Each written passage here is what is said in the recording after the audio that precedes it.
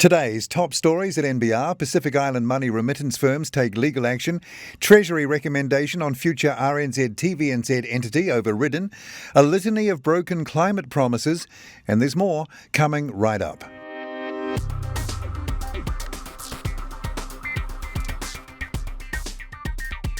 Kia ora and welcome to NBR Today, 100% subscriber funded and proudly brought to you by you, as is every story at nbr.co.nz. It's Tuesday, April 5th. I'm Paul Brennan. Thanks again for joining us. The confusion over pricing of Air New Zealand's shares and rights Monday has provoked a carefully worded statement from the NZX's regulatory body NZ Regco, in which it said information may not have been accessed and considered by some investors.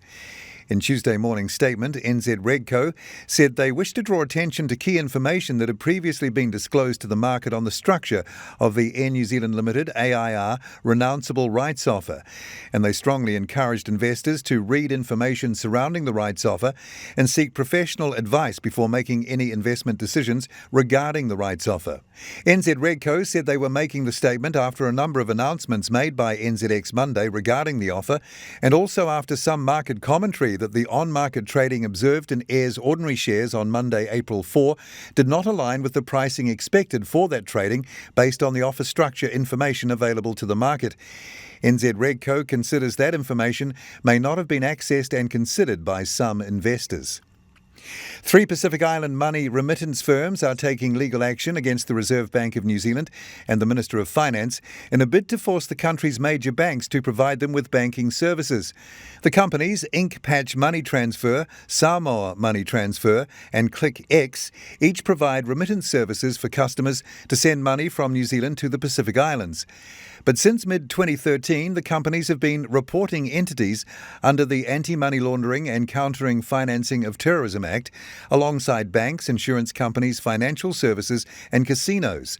They claim that following the legislation, the country's major trading banks have refused to open new business bank accounts for them and have closed the bank accounts they already had in a blanket de-risking process because of the view that money remittance is a high-risk activity in terms of AML compliance.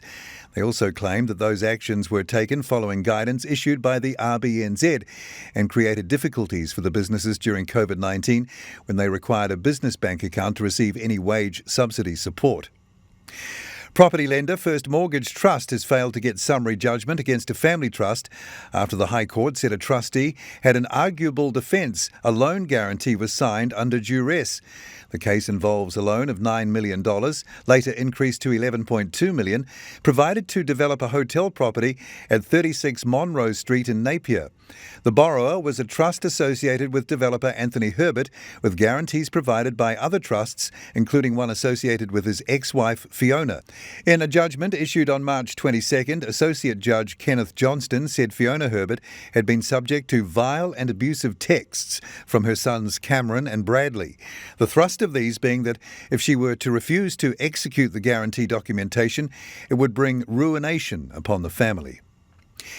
The Treasury recommended the entity made from the merger of RNZ and TVNZ be run as a Crown Entity Company, CEC, with both the Minister of Finance and the Minister for Broadcasting and Media as shareholding ministers, as well as Treasury keeping a close eye on the financials.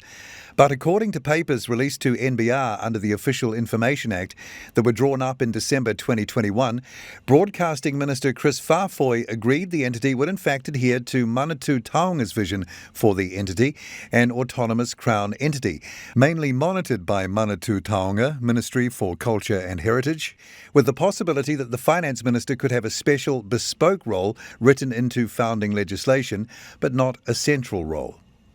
Elon Musk has taken a 9.2% stake in social media platform Twitter, making him the New York Stock Exchange-listed company's largest shareholder. A prolific tweeter with more than 80 million followers, Musk's intentions for the approximately $3 billion stake are unclear. Musk recently questioned Twitter's ability to encourage free speech, tweeting a poll to his followers on March 27th that asked, "Free speech is essential to a functioning democracy. Do you believe Twitter rigorously adheres to this principle?" Of more than 2 million respondents, 70.4% answered the question no. A litany of broken climate promises is what the Secretary-General for the UN, Antonio Guterres, has called the sixth assessment report from the Intergovernmental Panel on Climate Change, released Tuesday morning. The report, the first analysis of the world's path on climate action since the Paris Agreement, lumps New Zealand with other wealthy countries moving too slowly to ensure the world is on track to limit warming to less than 1.5 degrees. There is time to at least mitigate the worst effects of a warming world, but doing nothing could be catastrophic, the report warns. Current global emissions reduction policies are projected to lead to a global warming of 2.1 to 3.9 degrees C by 2100, leaving many of the world's human and natural systems at very high risk and beyond adaptation limits, it says. The world needs to immediately and deeply change course. Get the full details of those stories and more at nbr.co.nz right now. Wednesday at NBR, we reveal what Treasury advised in terms of giving businesses more support during the Omicron outbreak, and the latest from a fund targeting female-led ventures.